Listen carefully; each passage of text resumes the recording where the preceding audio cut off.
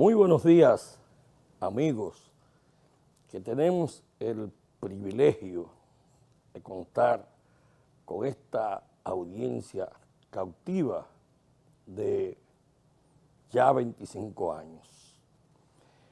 El programa de hoy es un programa especial.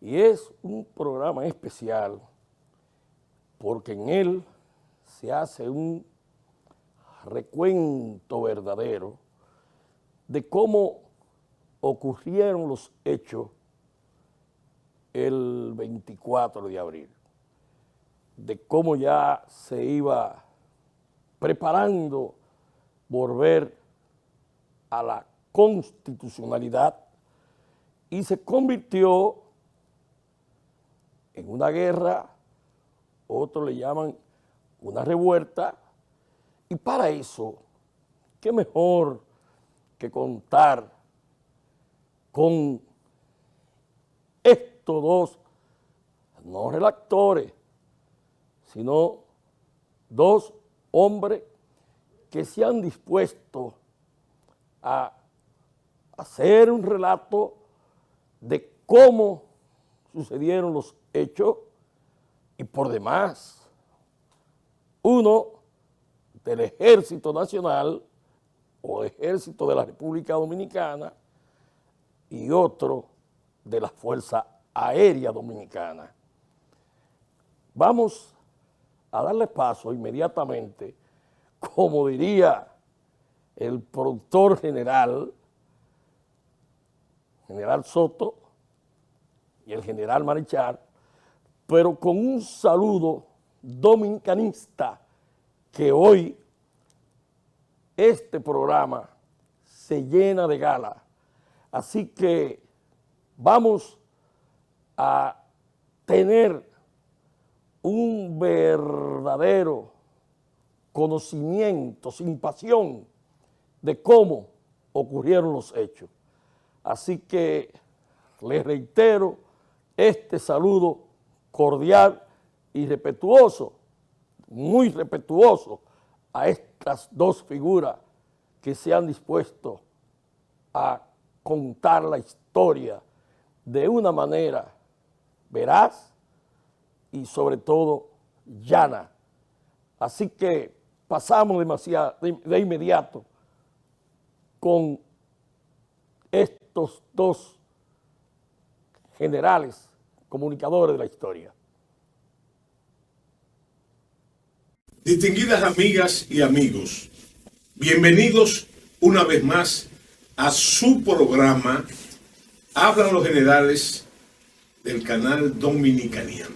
En esta ocasión debo, y en base al seguimiento que le damos a todos los comentarios que han ocurrido con motivo de los diferentes programas, llevarle un saludo muy dominicanista, no solo a la audiencia de Hablan los Generales, sino también a la audiencia que va más allá de nuestras fronteras en el extranjero. Un saludo, ya repito, muy dominicanista, muy dominicano, a todas esas personas que sienten la patria y que le duele la patria desde la distancia. La patria duele más en la distancia, dicen por ahí. Bueno, y en este caso entonces vamos a seguir en la saga los antecedentes. Sí, no, los antecedentes, pero estamos en la saga de la guerra constitucionalista, de la Revolución de Abril, y es importante explicar que no podemos, ni que seamos magos de la síntesis, en un solo espacio, tratar un tema de esa categoría que hemos dicho en más de una vez, que es quizás el evento más importante del siglo XX y que realmente divide la historia dominicana, claro que sí, en un antes y un después. Bueno, y entonces este programa, básicamente el de ahora, el de hoy, corresponde al espacio intemporal, valga la contradicción, de los antecedentes. Antecedentes que son necesarios para comprender el suceso histórico al que nos estamos refiriendo. En el primer programa tratamos los antecedentes. Las conspiraciones que habían en diferentes instituciones. Que por la especificidad de este programa, entonces, tenemos que seguir la huella de esos antecedentes. Sí. Y cómo se desarrolló y sobre todo dar un mensaje de cuál era el ambiente que vivía el país en ese momento. Y por lo que se produjo, ya repito, este acontecimiento. Yo contaba, no sé si lo referí en el otro programa, que siendo yo agregado militar en Washington, me pasaron dos cosas importantes relacionadas con la Guerra de Abril. La primera es que me encontré con un boom, no sé si la palabra correcta es boom o boom, un pordiosero de eso. Yo iba a un restaurante y entonces siempre había problemas con el parqueo. Yo era habitué de ese restaurante, el Filomena, en Georgetown. Bueno, y resulta que el vale parking, yo me paro, andaba con unos amigos y amigas, y entonces, al bajarme, mi jipeta, por así decirlo, tenía una bandera dominicana en el vidrio trasero. Y vino ese ese pordiosero, y unas características muy especiales. Que abundan mucho ahí en Georgetown. Que abundan mucho. Y, sí. Óyeme, y en la mayoría de las ciudades norteamericanas, pero en Washington más. Y entonces resulta que el señor viene, naturalmente norteamericano, y de color, me dice, me señala la bandera, me dice, República Dominicana. Inmediatamente yo me interesé y digo, este es un pordiosero que sabe mucho de geografía y conoce las banderas. Cosas raras. Entonces yo le digo, sí, y le pregunto yo, ¿cómo usted lo sabe? Y él me respondió, yo estuve de visita en su país. Digo, bueno, ahora se complica la cosa, porque con ese estado de deterioro en todos los sentidos y sobre todo económico. Era un soldado de la 82. Era un soldado de la 82 División. Y cuando él me decía que había estado de visita en el país, fue que estuvo de visita en el país cuando la intervención militar norteamericana del 65. Y otra es, que nos lleva directamente al problema, que en una acción social, en una actividad social, entonces estaban los embajadores de la República Dominicana y otros diplomáticos y otros amigos. Ese embajador estaba pontificando sobre la Guerra de Abril y daba razones ideológicas y también de tipo político, de los orígenes. Entonces, lo que él decía no estaba desacertado, pero yo entonces me dio un respingo de eso que me dan a mí y yo le dije, mire, embajador, quiero decirle a ustedes que lo que está diciendo el embajador es producto de las consecuencias de la Guerra de Abril. Pero la Guerra de Abril no fue que un malestar, por no decir la palabra real, un chisme de guardia. Un chisme de guardia. De guardia. Una querella de coroneles. Sí, y sobre todo, de coroneles que en realidad no tenían la formación de coroneles. No, eran coroneles de cuello, sí, pero no tenían la formación en su cabeza de un coronel. Eso no quiere decir que no... eran brillantes. Eran brillantes. Pero no se habían madurado. Sí, he discutido con Marichal muchas veces que si uno en un acto metahistórico podría ponerle una insignia de grado, de rango a la Guerra de Abril, habría que ponerse en el grado de capitán. De capitán. ¿Verdad? Porque... era la realidad. Claro, y tiene una explicación interesante, y es que el gigantismo militar de la dictadura de Trujillo construyó una maquinaria fenomenal que necesitaba operarios, ¿verdad? Operarios. Bueno, y entonces vino a encajar perfectamente porque la Academia Militar, Batalla de las Carreras, de la Aviación Militar Dominicana, se hizo para eso, para crear líderes, para producir la cantidad de oficiales que necesitaban, que no fueran de la vieja cantera, de la guardia, correcto, de la gendarmería, que Ramfis no la quería. Sí, bueno, y entonces en ese momento histórico, antes de ese momento, hubo que no solamente aumentar el número de los oficiales de escuela o académicos, sino también que acelerarlo en el grado. Acelerarlo en el grado para que pudieran ser los operarios en todos los grados de esa maquinaria. Y entonces se festinó. Ojo, Trujillo una vez le dijo a Ramfi en ese proceso que tuviera cuidado con eso. Que tuviera cuidado porque se debía madurar. Que esos oficiales tenían que madurar. Esa fue la palabra que usó. Exactamente, bueno. Y en ese pero hay otra cosa, que cuando matan a Trujillo en el 61, ese proceso del 61 al 63 produce una estampida de muchos oficiales de rangos medios y rangos altos que se van con los Trujillo o renuncian a la fuerza y se van, y entonces dejaron un hueco muy grande en el escalafón militar. O fueron expulsados. O fueron expulsados por diferentes razones. Como nosotros decimos, cancelados. Cancelados. Sí. Y entonces, ¿qué produjo eso? Como se usaba, produjo que había que llenar las plazas superiores con los que estaban abajo. Y se dio el caso, para que ustedes entiendan, que un oficial recibió 3 grados, 3 ascensos en un año y medio. Lo que quiere decir, fíjense, que eso hay que explicar no también, es normal. Que con ese desplazamiento hacia la jerarquía, hacia arriba de la jerarquía, no se llenaron los procesos que tenían que llenarse. Por ejemplo, debe haber en el liderazgo militar una relación exacta entre el grado, la antigüedad y la capacidad. Y sobre todo, que cada oficial agote un tiempo en su grado, pero ejerciendo la función del comando. Del grado. De ahí se deriva la experiencia. Bueno, pero ese proceso fue truncado. Tú lo has dicho muy bien. En el 62, en el 61 y 62, se produjeron esos vacíos.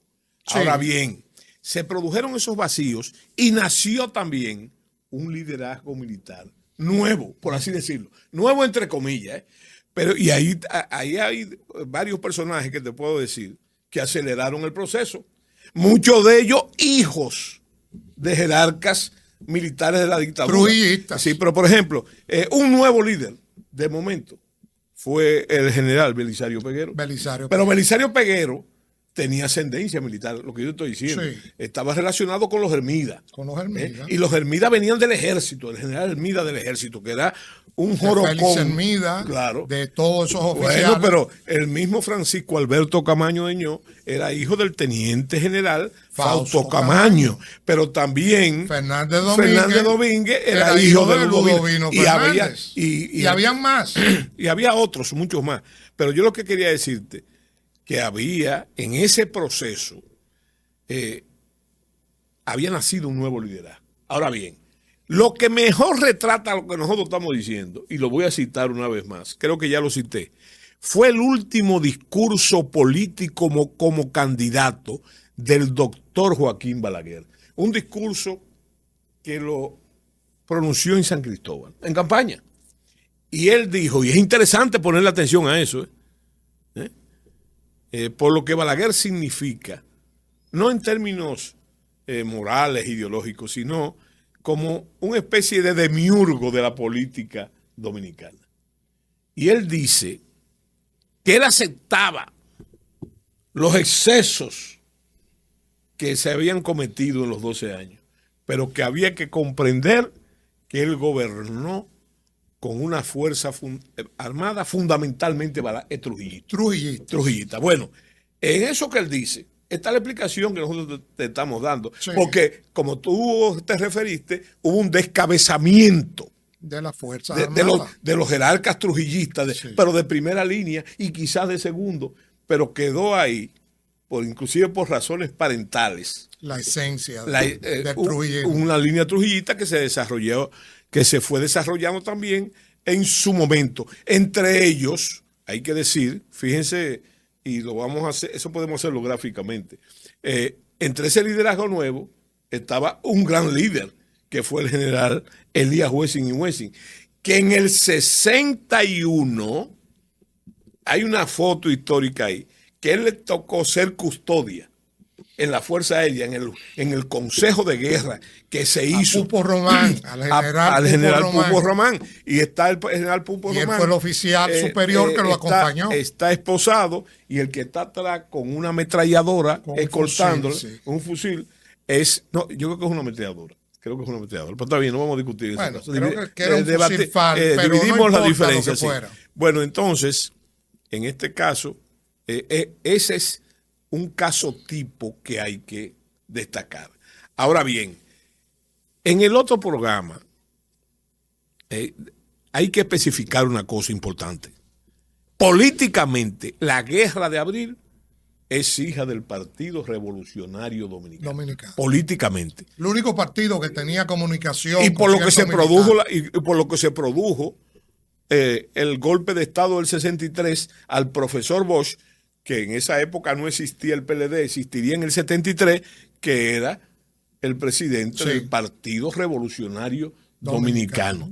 Entonces, fíjense una cosa, esto lo digo, no para descartar la influencia que tuvo después la izquierda, pero hay un hecho referido y muy resaltado, que cuando estalla la Guerra de Abril, que fue un sábado, no se me olvida nunca, porque sábado 24 de abril. Yo era un niño, era Lobato, y tenía reunión en el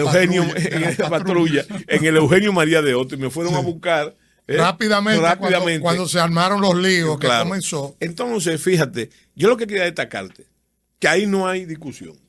Eso fue el PRD. Estoy hablando políticamente, el PRD. Ahora bien, el hecho se narra muy bien, y para eso digo yo que en una de las sagas vamos a invitar a mi amigo, a don Rafael Chaljú Mejía, que puede dar testimonio de ese ambiente. Sí, de la parte de la izquierda. Que los principales dirigentes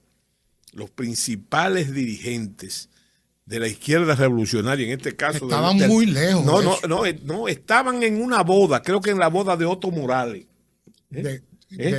Entonces, no sé si fue en Jarabacoa o en Puerto Plata, pero estaban lejos de revolución. Y cuando le anunciaron, lo creían. Cuando le anunciaron, sobre todo, dijeron, no, eso es otra cosa de los burgueses.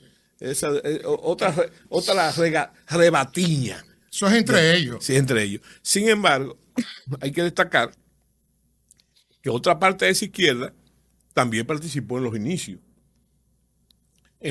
Sobre todo en lo que se ha llamado y que vamos a presentar en esta saga, en la batalla del Puente, por ejemplo. Y además que le cayó como anillo al dedo. Y repartiendo armas el 26 y el 27. Y el repliegue después que pasó la batalla del Puente, la famosa batalla del Puente, la susodicha batalla. En Ciudad Nueva y en la zona colonial, donde vivían y habitaban muchos de ellos. Entonces, lo que le queremos decir es que la izquierda sí se integró después. Yo creo que la primera línea, el primer indicio real fue el 14 de junio de 1965. Fue que armó su comando de primero. Que violaron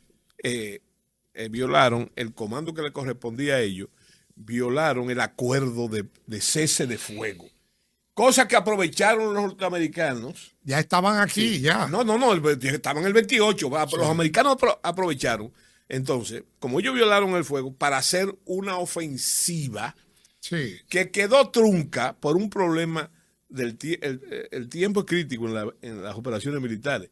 Y los norteamericanos, por no decir la fuerza de paz, dijo que ellos tomaban la ciudad 48 horas. En 48 horas. Terminaban todo. Pero yo pienso que si hacemos lo que se llama una correlación de fuerza.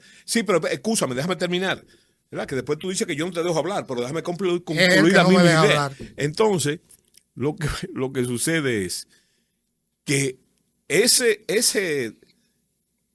intermeso de 48 horas le dio tiempo también a los organismos de paz de la OEA a intervenir e intervinieron cuando estaba en desarrollo pleno por ahí por Santa Bárbara, el Camelleo, la ofensiva norteamericana. Esto lo narra muy bien Bruce Palmer en sus memorias, pero también está narrado en un libro ya que hemos dicho, que hemos citado aquí, que se llama Power Pack, paquete de poder. Es la historia del desembarco aquí. Con el plan de operación y con todo. Bueno, ahí está escrito todo. Entonces la izquierda ahí ya tenía influencia, como tú has dicho, ¿verdad? Pero ahí toma, y hay que reconocer eso, una beligerancia que antes no tenía, sobre todo, porque eso hay que decirlo también, por cierta reticencia que tenían los militares constitucionalistas, que no querían.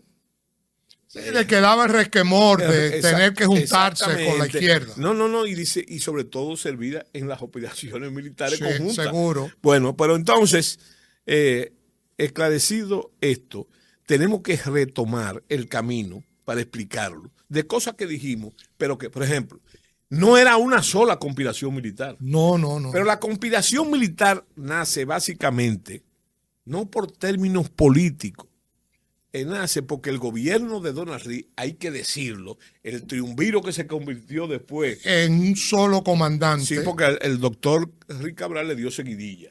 Él quería seguir. Y quería seguir. Y entonces resulta que acometió, oigan bien, qué interesante, acometió de una forma, yo diría, bastante autoritaria y despótica, a cancelar oficiales que eran, podemos llamar, del grupo de Rafael Tomás Fernández Domínguez, que no estaba en el país, porque también había sido estaba deportado por el mismo Consejo de exilado, por así decirlo, triunvirato, y bastante lejos en Chile. Y entonces aquí sí había oficiales, alumnos de él y oficiales fueron amigos cancelados de él, todos. Sí, que fueron cancelados. Y ahí nace la famosa conspiración de la bomba. Porque se reunían en una bomba. La bomba de Bello, de los Bello de un Veloz, cuñado del general. Me han discutido que no era la bomba de la Máximo Gómez. No, es la San Martín. Es de la San Martín. En la San Martín, por cierto, que estaba. me lo discutiste tú. Sí, está bien, que claro. Estaba ahí esa bomba. Y entonces, ese era un grupo, ¿verdad? Entonces, bueno, entre ese grupo estaba el del general, hoy general, afortunadamente está vivo, el general Héctor Lachapelle Díaz, que en esa época era teniente, el primer capitán. Teniente, después capitán en la guerra de, en la guerra de abril. Bueno, pero yo quiero... Y había otros, pero también decirle que había otros grupos militares. Claro que sí. Y estaba uno muy interesante, que era el grupo de San Cristóbal. Que era el más grande. Que era el más grande, donde pertenecía el coronel Lora Fernández, que murió en combate en Santiago de los Caballeros. Y déjenme decirle, ese grupo de San Cristóbal, en su accionar y por sus preferencias, denuncia la relación que existía, por no decir otra cosa, entre el profesor Juan Bosch y el doctor Joaquín Balaguer, porque la mayoría del grupo de San Cristóbal tenía la orientación balaguerista. Del doctor Balaguer. Sin embargo, hay un discurso del doctor Balaguer, que ya casi me lo sé de memoria, que lo pronuncia en febrero de 1965, donde él anuncia prácticamente la guerra de abril y hace sus advertencias. Después hemos sabido que había contacto entre el profesor Bosch y el doctor Balaguer. Y fíjense que es el momento que aprovecha el doctor Balaguer en plena guerra de abril, después del estallido, para pedir permiso al gobierno de reconstrucción nacional. No, sí. Que le fue negado rotundamente. Para que volver, porque su madre estaba enferma. Finalmente se lo dieron. Lo que no pudieron fue sacarlo otra vez. Él se asiló en Ciudad Nueva. No, él dijo que amenazó. Con decir que se iba a cruzar para el lado constitucionalista. Lo dejaron tranquilo. Ya es una especulación por obra y gracia del grupo de San Cristóbal, porque el grupo de San Cristóbal estaba unido en la guerra de abril. Aunque, y esa es una de las características especiales de la conspiración, que por promociones, recuérdame que la mayoría eran oficiales de escuela. Sí. Esos oficiales, muchos de ellos, de la misma promoción, estaban de un lado y del otro. Y del otro lado. Y me voy más. Llamaban y se mandaban mensajes, ¿verdad? Ya fuera para insultarse o para retarse, etcétera. Sí. Yo quiero explicarle, yo sé que la mayoría del pueblo que nos escucha, de la gente joven y muchos de los viejos, como nosotros, no saben muy bien la mecánica de cómo esta conspiración salió. Era una conspiración que solamente se piensa en el grupo constitucionalista, que era el grupo de Fernández Domínguez, y luego los votados, que le decían el grupo de la bomba, era muy reducido. Eso produjo que cuando la revolución ocurre y se meten en Ciudad Nueva, vamos a decir, y se recluyen en ese sector tan pequeño, que la revolución solamente pasó en la capital.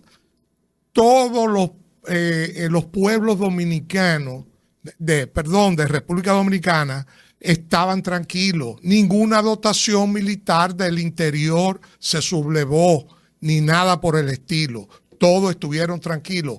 Todo se dejó para la capital. Claro. Una cosa importante. Hubo intento, ¿eh? Hubo intento, el de San Francisco. Pero no de producirse allá, sino de venir para acá. Exacto. Y muchos mandaron gente para acá. También, sí. Pero eso no pasó de ahí. Sobre todo la izquierda. La izquierda. Sí. Pero no pasó de ahí. Lo interesante de esto es recalcar que este asunto comenzó como un pleito entre oficiales, coroneles, que no se pusieron de acuerdo. Por eso decimos que esto fue una querella entre coroneles, sí. Casi todos de las mismas promociones que se conocieron en la academia y eran amigos, sí. O fueron amigos hasta ese momento. Incluyendo los pilotos. Y yo quiero que tú agregues un ingrediente importante que te atañe mucho a ti. Por ejemplo, hay que decir que había no solamente el grupo de Fernández Domínguez, no solamente el grupo de San Cristóbal, sino había que hay que recordar en la Fuerza Aérea. ¿Por qué?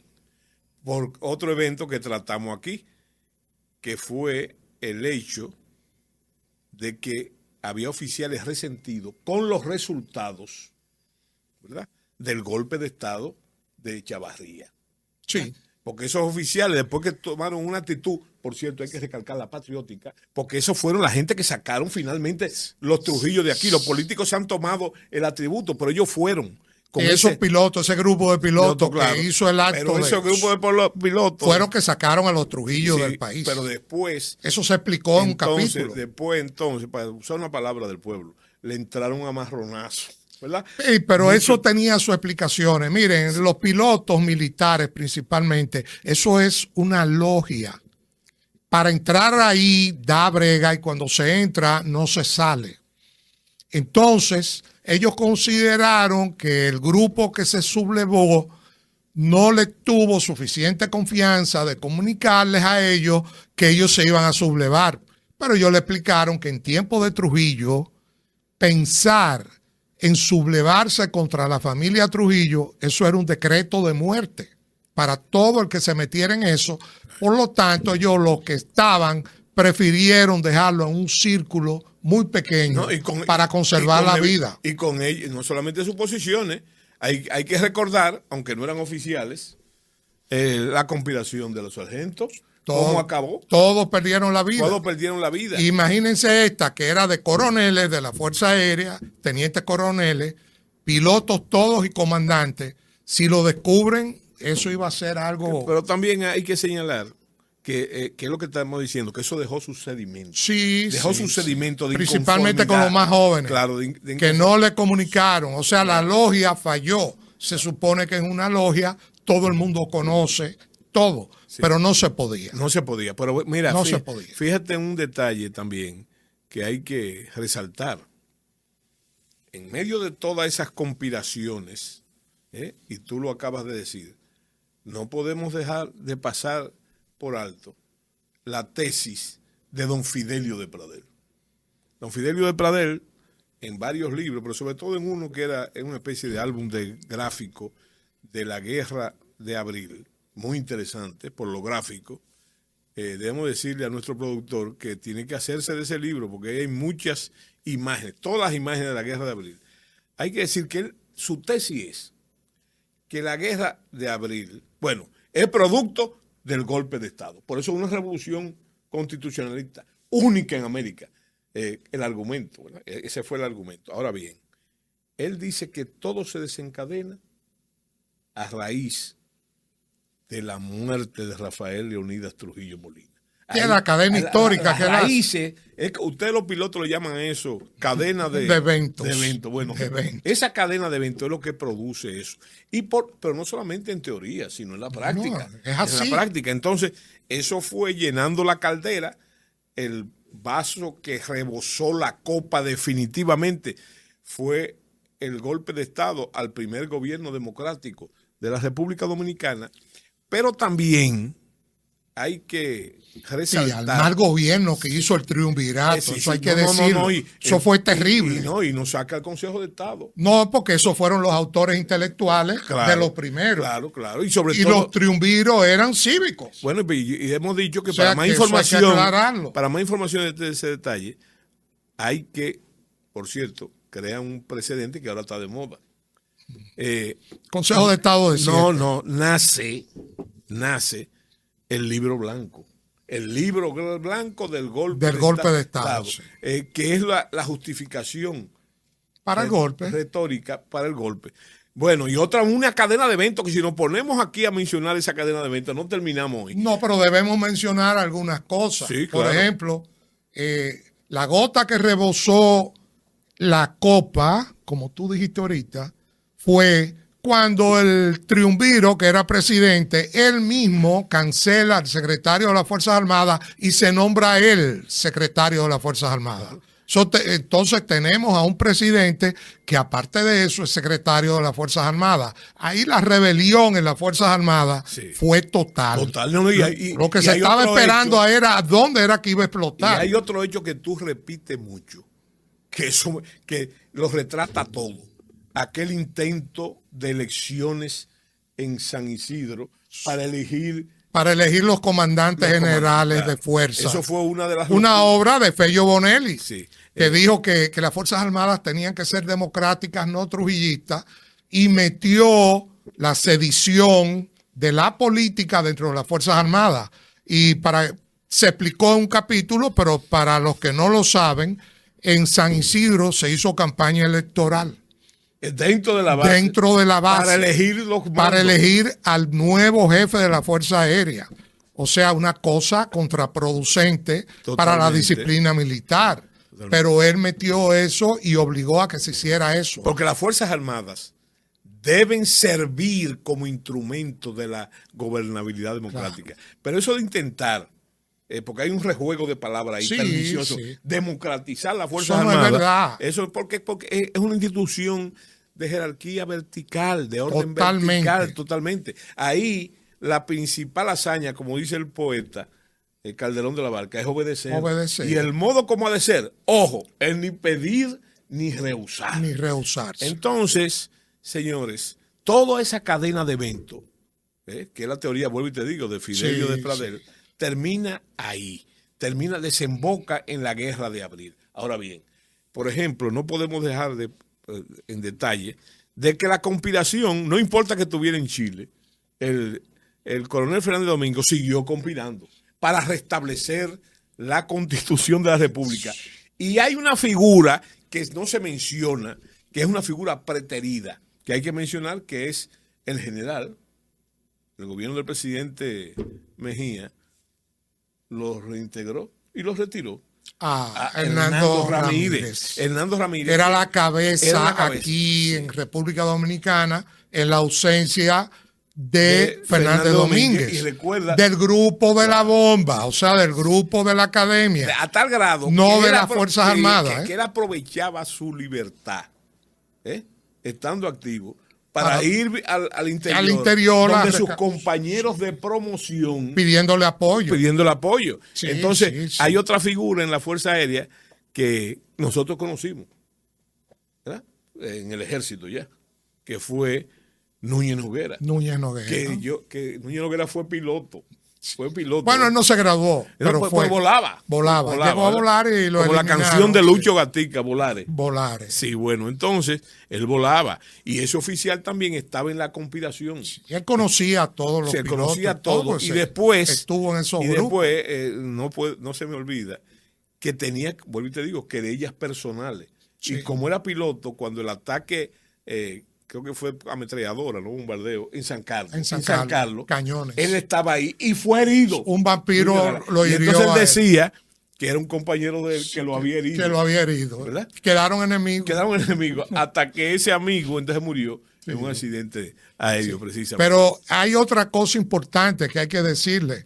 El golpe, señores, no era el 24 de abril. El golpe se precipita el 24 de abril porque a Donald Reed se le ocurre ordenarle al jefe del ejército con un listado que haga preso a esos oficiales que estaban comprometidos con el grupo de Fernández Domínguez.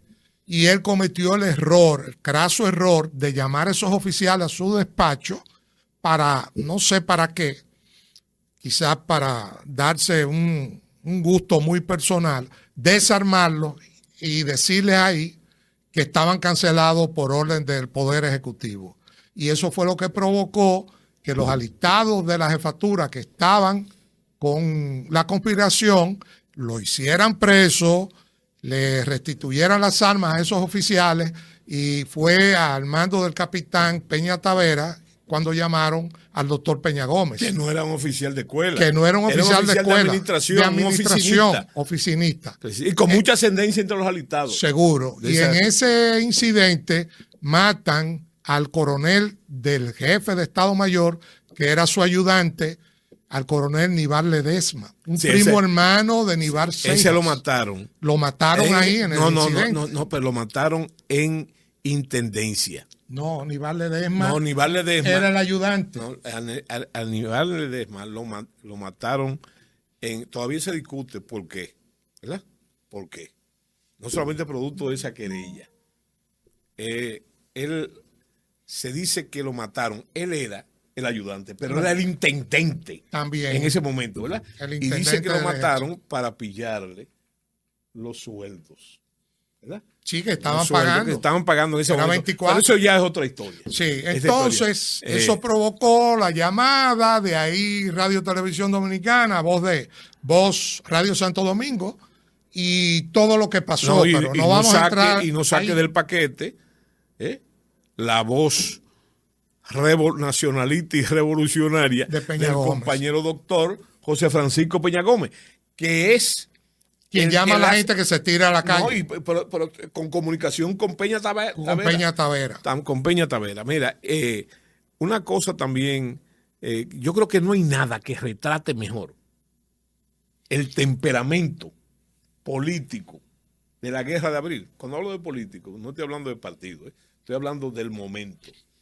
Que el incidente que nos narró Leopoldo Espaillán Anita, el ingeniero Leopoldo Espaillán Anita, cuando le comunicaron, intentaron ganarse, y lo hicieron, para la guerra de abril, para el movimiento revolucionario, para la conspiración, al coronel Francisco Alberto Camaño Deñón. Sí. Que en una finca de Villamella, estando Leopoldo Espaillán Anita ahí, cuando se le propone, coronel Camaño dice, yo no entro en nada que no le consulte a mi papá. Cuando habla de su papá, está hablando del teniente general Fausto Camaño, que había sido ministro de las Fuerzas Armadas, secretario Correcto. de las Fuerzas Armadas. Y entonces, él lo consultó a su papá y su papá le dijo, mira, mijo, métete en cualquier cosa donde haya un hijo de Ludovino Fernández. Y fíjense, eso denuncia muchas cosas. Sí. Muchas cosas. Y en este caso ya Ludovino estaba muerto porque Ludovino lo había matado Lluvere Padrón allá en San Juan de la Maguana, estando Trujillo vivo. Bien, y entonces eso denuncia el temperamento que existía en ese momento. Si situamos, fíjate, yo creo que lo que le pone, ya no vamos a decir la gota que resuelve, lo que le pone la tapa al pomo es que cuando se instala el gobierno de transición que presidió Molina Ureña, entonces, bueno, ahí se radicaliza todo porque el que mandó la Fuerza Aérea el enviado fue el general Enrique Pérez y Pérez, fundamentalmente. Fueron 3 que debieron llegar y no llegaron. Sí, y entonces no llegaron porque lo ultrajaron. Lo en el ultrajaron camino. en Las turbas ahí en el puente. camino. Lo ultrajaron. Inclusive, no estoy seguro, le mataron su chofer a Pérez y Pérez y a él lo agraviaron. Sí. ¿Verdad? Pero no lo mataron. Ahí se produce naturalmente La radicalización. La ruptura total. Total del general Enrique Pérez y Pérez, el enviado, uno de los enviados de la Fuerza Aérea. Que era jefe de operaciones de la Fuerza Aérea en ese momento. Sí, y también es un dato interesante que Camaño, que es de los citados también, que por cierto, la acusación que pesa sobre Camaño hoy en términos legales es de desertor. Y no tiene que ver nada con el desarrollo de las operaciones de la guerra nada de eso. Tiene que ver porque él estaba de supervisor del CEFA. Ese era el coronel Camaño, oficial supervisor entonces, del CEFA. Y abandonó. Acudió al llamado de su compromiso y se fue. Y se fue. Y dejó el servicio. Eso es lo que ha usado. Por no eso lo encausaron. Para acusarlo, ¿no? Sino para condenarlo en contumacia. Lo encausaron. Un consejo de guerra. Y en contumacia le pusieron 15 años. 15 años. Y entonces resulta que poca gente sabía eso, pero ya lo sabe. Como no había articulación realmente de las Fuerzas Armadas, recuerden que el palacio fue bombardeado por la Marina, cañoneado por la Marina. Entonces, el coronel Camaño decide ir a la embajada americana. Y ahí viene el efecto de la suerte, que es una categoría histórica, porque el embajador norteamericano no estaba en el país. Que era John Barlow Martin, estaba en Atlanta con un asunto de la enfermedad de y su el madre. Encargado de negocio estaba cazando palomas. No. Sí. Era Bunker. Y él se entrevista con Bunker. Y cuando él le dice, está hablando de la legitimación del gobierno que ha surgido, el señor Bunker, que parece que era bastante intransigente, le dice no. Lo único, y parece que le habló en forma... Ríndanse, ustedes no tienen nada. Y lo único que se puede hacer es una junta militar, para que la junta militar entonces llame a elecciones, etcétera, etcétera.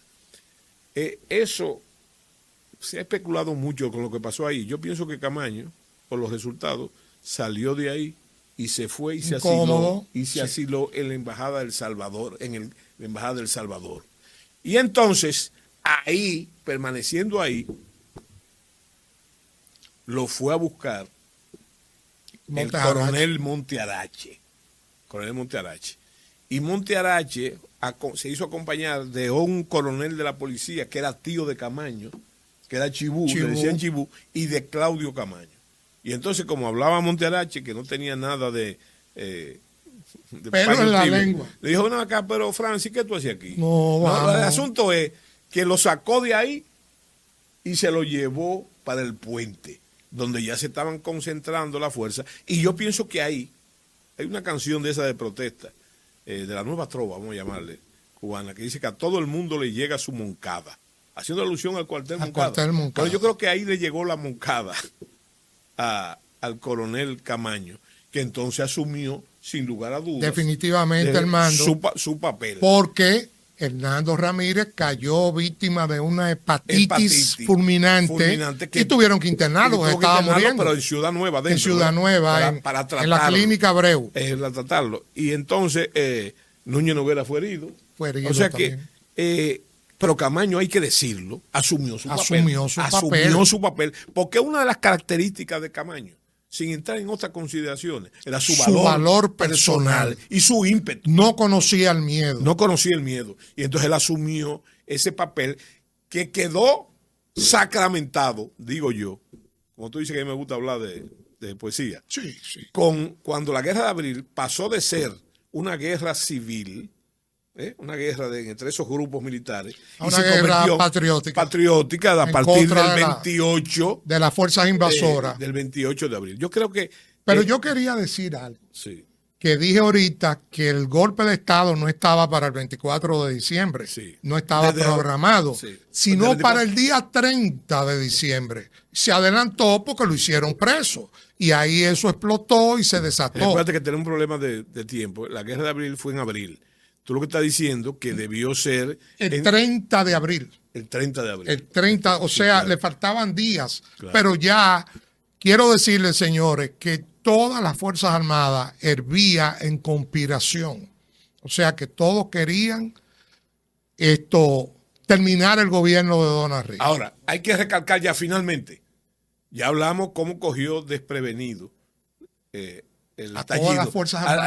a la izquierda, ¿verdad? Pero a las Fuerzas pero Armadas pero también a la seguridad del Estado, porque es rigurosamente histórico, y lo ha dicho él, lo dijo él en varias ocasiones, que el general Inver estaba cazando patos en Cotuí, ¿en compañía de quién? Del agregado militar, militar norteamericano, ¿verdad? Y que cuando viene en camino es que se entera. O sea que los conspiradores, antes del estallido, lograron su propósito de sigilo y de secreto, que es importante para la sorpresa. O sea pero yo creo que debemos dejarlo ahí para no meternos en la guerra en sí, sino dejarlo ahí porque ya hemos hablado bastante de los acontecimientos que precedieron a la guerra. Y lo que viene, entonces, es eso, lo que acabamos de iniciar. Sí. Lo que viene es cómo se desencadena, más allá de la conspiración, los combates, ese fenómeno que se llamó. Y el primero de ellos importante fue la batalla del puente, la llamada batalla la famosa batalla del puente. Pero también hubo actos interesantes antes de eso, pero políticos. Por ejemplo, hubo un grupo de señoras encabezada por doña Zaida Ginebra, que fue al baluarte a tocar la campana del baluarte. Bueno, yo creo que hasta hoy, hasta ahora, hemos terminado.